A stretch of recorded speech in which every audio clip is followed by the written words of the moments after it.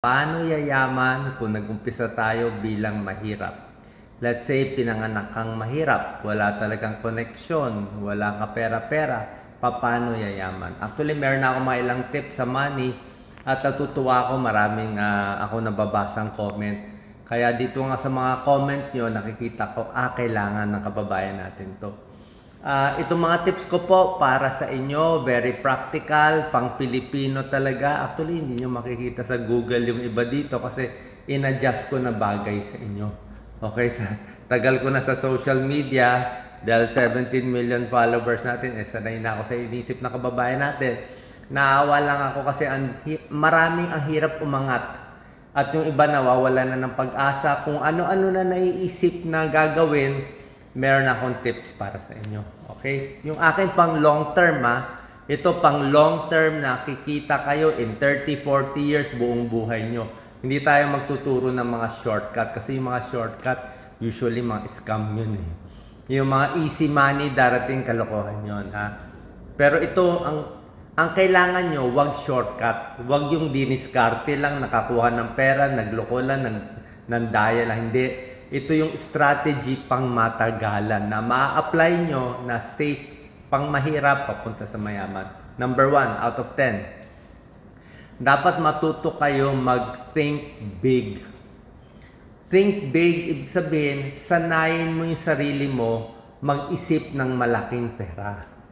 Diba? Palagay ko, ibang kababayan natin, pag mahirap, masabi mo, paano kung may 1 million ka? Hindi mo na alam anong gagawin mo. Baka bumilis na yung heart rate mo, magpalpitate ka na, mahilo ka na, bumili ka na ng kung anong alahas dahil may 1 million ka na. Hindi po. Dapat masanay ka. Yung iba nasasanay pag sa trabaho nila, marunong mag-compute, o kasama sila sa isang big business, o may plano ka, anong gagawin mo pag may 1 million, 2 million. So matuto ka i-expand na masanay ka na kaya ko na to. Kaya ko humawak ng 1 million, 2 million, 3 million pataas, hindi mawawala sa akin yan, maayos ko yan, maiipit ko yung pera. Pag sinabi kong think big at yung plano mo rin, dapat big, hindi ko inisip na mayabang Marami tayong kababayan, yan din ang weakness Ang weakness, think small. Laging ito lang kaya ko, hopeless na ako. Walang pag-asa ang Pilipinas, sasabihin nila, walang trabaho dito, maliit sweldo ko, masungit amo ko, hopeless na ako. Walang think big doon. Yung iba naman, nagti-think big, dinadaan lang sa yabang. Common din yan sa atin na, kaya ko yan. Kahit hindi ako nag-aral, o wala akong skills, basta swerte lang, darating yung pera sa akin. Lokohan din yun. Diba? Paano darating Wala kang ginagawa, nakaupo ka lang. Ano yung magic? Diba? Think big muna na kaya mo muna. Na sa utak mo muna kaya. Pero hindi mayabang.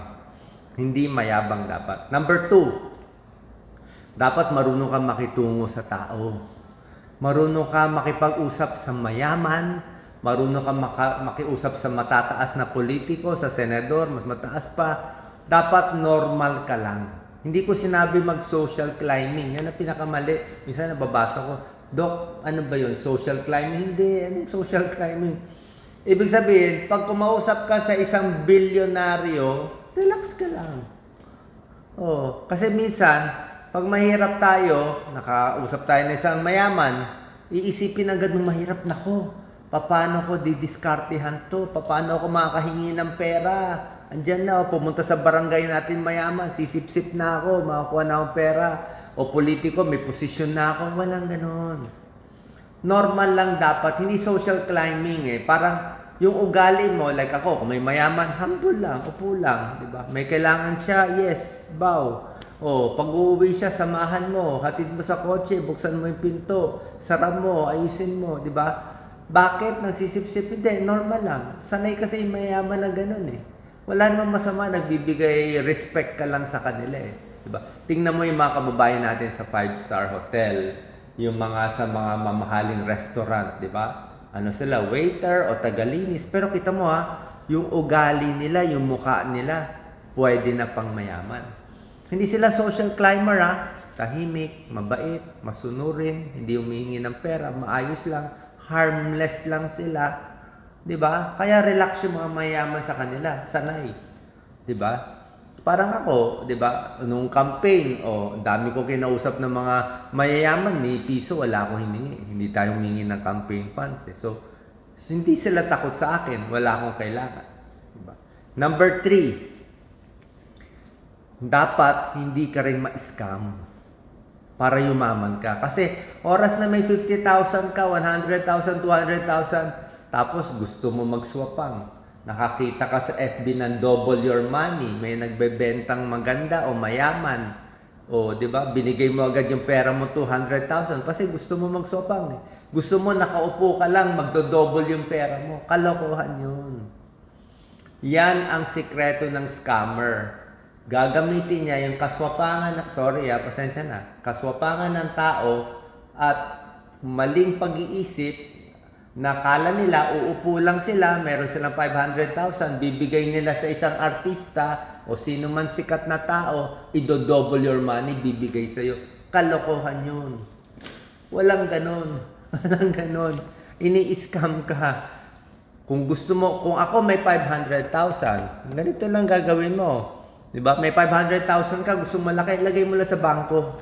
Lagay mo yung 500,000 mo sa bangko at magtrabaho ka ng 8 o'clock hanggang 5 o'clock, mag-overtime ka, ayusin mo negosyo mo, palakihin mo, kumita ka doon, tapos ipunin mo ulit.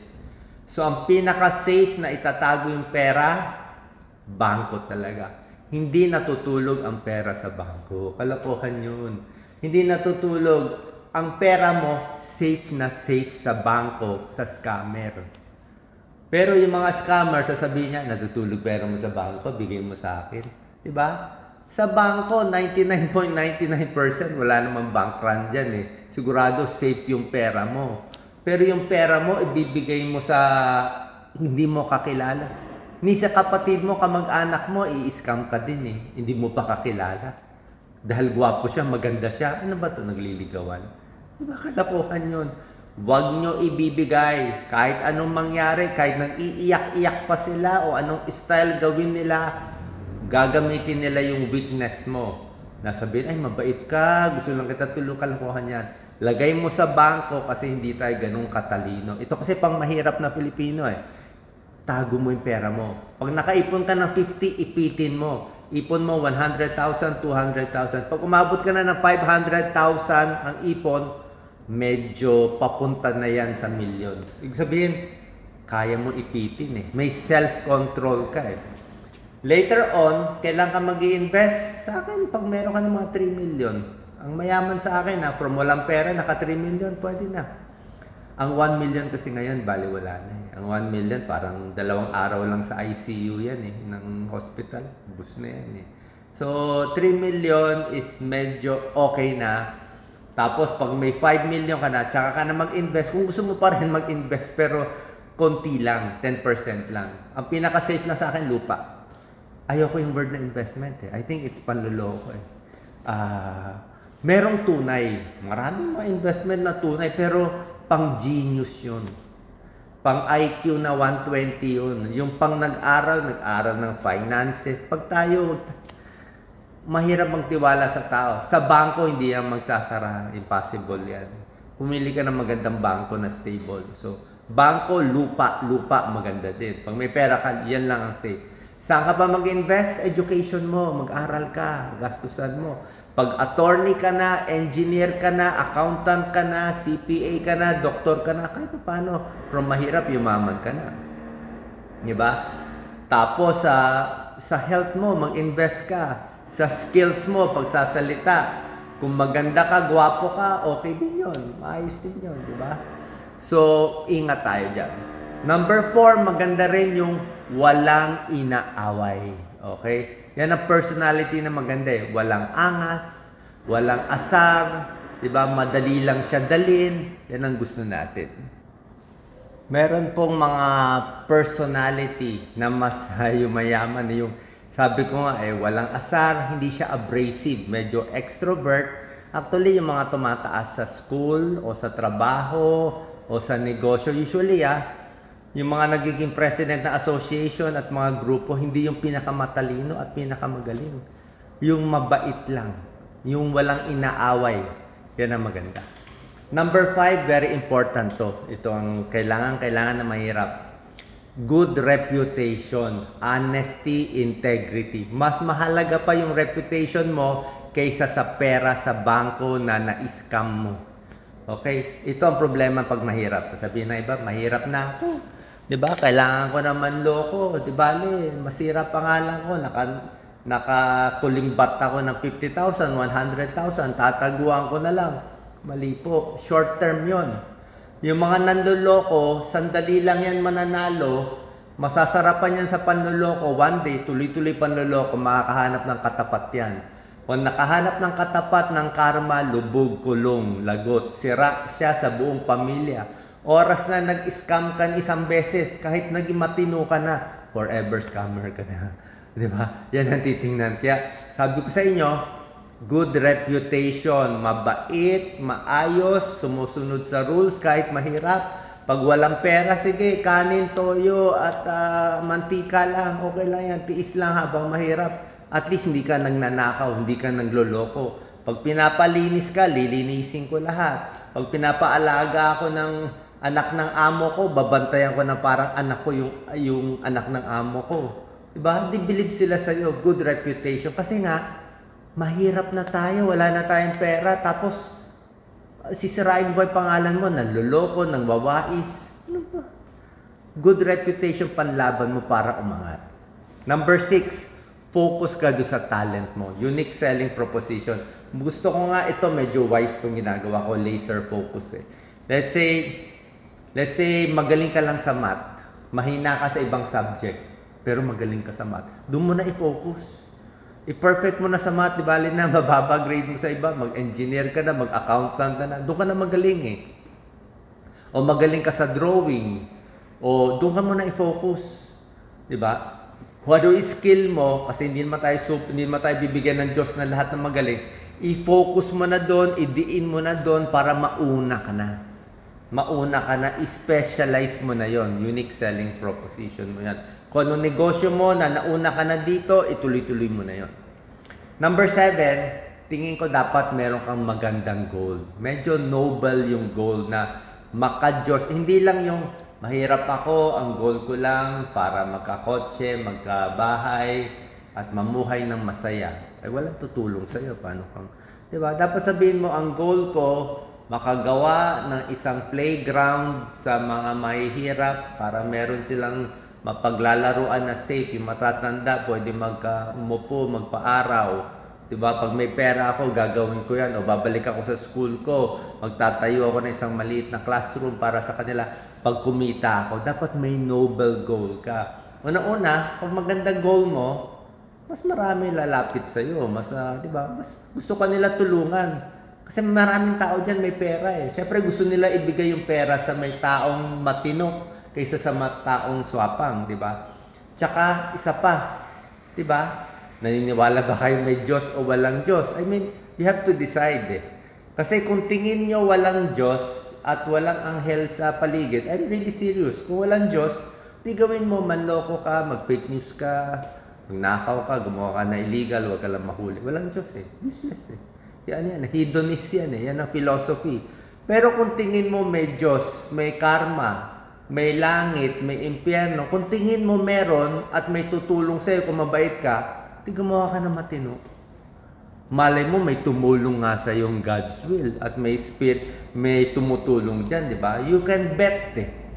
Ang bet ko meron eh. Ang bet ko meron. Kung wala man, okay lang, at least noble yung goal ko. Kaya nga tayo umaangat eh, di ba? So dapat yung gagawin mo maganda rin para dumating ang swerte, dumating opportunity. Kasi pag iniisip mo maayos, lalong maayos darating. Tawag nila diyan halo effect eh, halo effect. Yung di ba angel may mga halo, yung mga santo. Pag ibig sabihin niyan, pag tingin mo sa tao, okay, tutulong, may dumating sa opportunity sa yung sulat, sabi mo, ano to, challenge, pero ano to, pwede maging opportunity. Di ba? O, nasara yung isang course, hindi ako natanggap, pero natanggap ako sa iba. Sarado itong negosyo, ito nag-open. Natalo ako dito, pero open naman tong kabila. Di ba? So, tingnan mo. movable din yung goal mo kung saan ka dadali ng Diyos. Kaya good luck or bad luck, at least inayos mo, di ba? Yan din ang number 8. Darating yung swerte, basta maganda yung goal mo. Luck will come. Number 9, hindi naman kailangan emphasize na itong number 9, pero ito pinakamahalaga sa lahat. Hindi naintindihan minsan na mahirap. Number 9, tipid at hard work. Common sense. Super tipid, super hard work. Super tipid, super hard work. Pag wala kang super tipid, super hard work, papos ay yaman.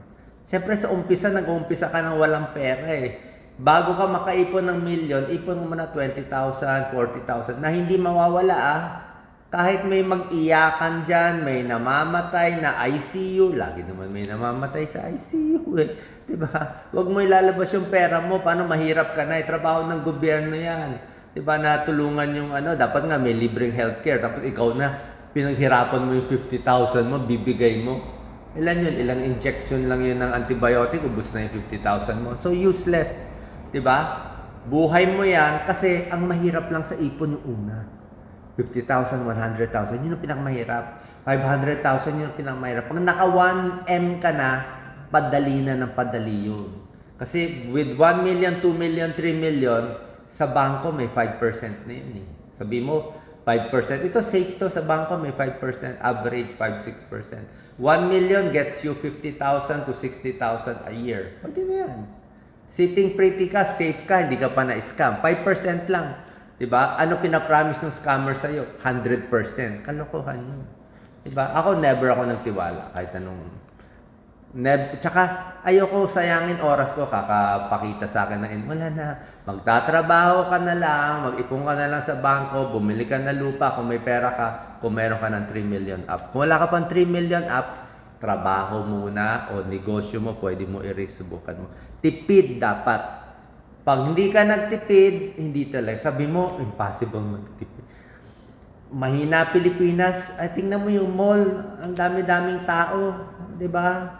Oh, ba't yung mayaman, may chance pa rin yan. Lahat ng negosyo kailangan ng tao, lahat may opportunity. Wala naman tayo sa gera pa eh. Ang walang pag-asa talaga, kung may world war, kung may gera, kung may pandemic na sarado lahat, ngayon open lahat eh. Diba? So, tipid and hard work meron yan. Diba? Pag didesisyonan mo, trabaho ba, negosyo, tingnan mo yan. And number 10, syempre dapat healthy ka. Kasi the longer you live, the more money you have. Tandaan niyo yan ha. Yung iba, uubusin lahat ng energy, hindi matutulog, maninigarilyo, puro inom ng alak, puro bisyo, tapos namatay at 45, 50 years old. Magkano lang inipon niya? Wala. O may pera nga siya konti, pero 50 tapos na siya.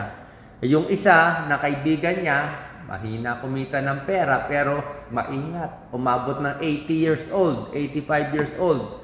So, ungusan pa niya yung isang kaibigan niyang magaling, nagmamadali, pero hindi nag-alaga ng health. Kasi nga, time is money eh. Yung classmate niya, maaga namatay, yung lupa, magkano lang ang presyo. Wala na. Diba? Pero ikaw, maliit nga lupa mo, umabot ng 40 years mo hawak yung lupa mo. Just imagine magkano ang lupa 40 years ago. Barya, ngayon, times 100 na presyo. Tsaka sigurado yan, titulo, kailangan mo, di umupo ka na lang doon, magtayo ka ng isang barong-barong doon. O may bahay ka, di ba? Yan ang very important. Okay? Ang hindi magandang investment, yung mga kotse, lugi, o yung mga ganyan, mga relos. O kahit barong mamahalin, di ba? Unless kailangan mo sa trabaho mo, pero kita mo yung mayaman, wala lahat eh. Wala lang mo si Zuckerberg, t-shirt lang eh. Wala, hindi yan importante. Ang importante, focus mo kung ano man yung skill mo, yung negosyo mo, yung talento mo, tapos ipon mo, tapos pag marami ka ng pera, 3 million, 4 million, 5 million up, pwede ka mag-invest konti, pero 10% lang. May narinig ako, OFW, 3 million inipon, in-scam yung 3 million. Ba't mo 3 million? Kung 3 million pera mo, sabi ko sa'yo, kulang ang 3 million. Ang invest mo, 300,000 at most, 10%. Pero kalokohan yan eh. Sa akin, itago mo na eh. Bakit lang ako pumapayag sa 10%? Kasi gusto nyo magpa-scam eh. Kailangan makatikim ng scam muna. Kasi ang scam is kaswapangan eh. Gusto mo makakuha ng hindi para sa'yo. Na gusto mo maka 50% double your money, na imposible naman. Nagagawin lang yun na panloloko din ng ibang tao. Pyramiding yun eh. Di ba? Ano pa bang ba tayong nanloloko? Sabi ko nga, mamalasin yung ganun eh. Di ba? Mamalasin. So, dapat, tago mo sa bangko. Kung may pera, invest mo sa skill. Pwede ka bumili ng cellphone kung kailangan mo yung cellphone sa trabaho. Pwede ka ng desktop. Matagal naman buhay ng desktop. Sa skills mo, sa education, kalusugan mo, pwede ka rin alagaan mo para mas sumaba ang buhay. Sana nakatulong tong tips natin para kahit mahirap, pwedeng yumaman.